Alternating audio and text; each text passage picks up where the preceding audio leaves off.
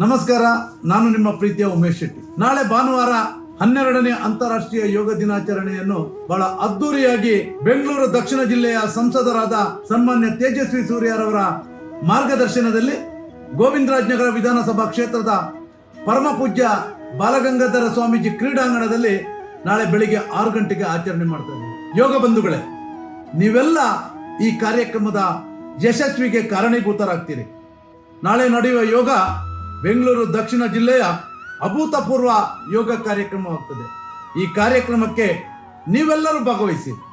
ಯೋಗ ಇಡೀ ವಿಶ್ವದ 160 ದೇಶಗಳಲ್ಲಿ ನಾಳೆ ನಡೀತಾ ಇದೆ. ಈ ಕಾರ್ಯಕ್ರಮಕ್ಕೆ ಕಾರಣೀಭೂತರಾದವರು ನಮ್ಮ ನೆಚ್ಚಿನ ಪ್ರಧಾನಮಂತ್ರಿ ನರೇಂದ್ರ ಮೋದಿಜಿಯವರು.